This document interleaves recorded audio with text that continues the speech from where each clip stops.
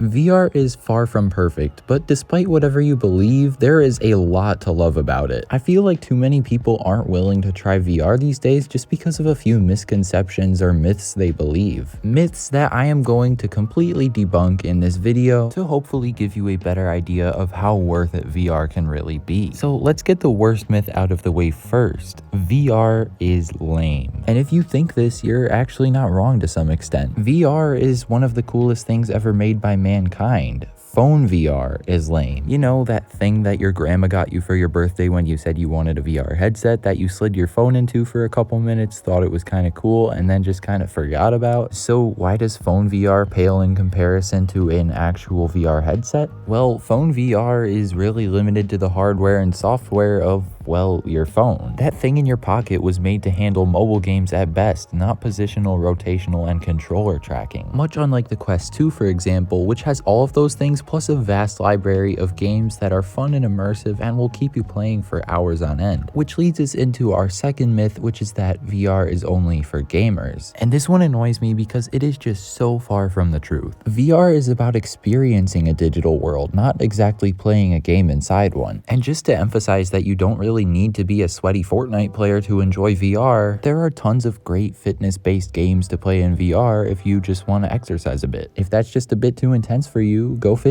Or maybe you hate both of those things and you just want to cook some nice entrees. It goes without saying there's something for everybody here. And maybe you do want to try VR now, but it's just too expensive, right? Well, not always. The Quest 2 is a completely standalone headset, and even with its $100 price hike to $400, it still only comes in at roughly half the cost of a brand new iPhone. And unlike the other VR headsets on the market right now, those being the Valve Index and the HTC Vive Pro 2, the Quest 2 doesn't require a high-end PC with a good GPU to run any games. So effectively, you can have a fully functioning VR setup for only $400. That's pretty good. So those are the three biggest VR myths busted. I hope that if you were debating whether to get into VR, then you at least give it a try after watching this video. Thank you so much for watching. This is Justin from Alternate Reality, signing off for now. See ya.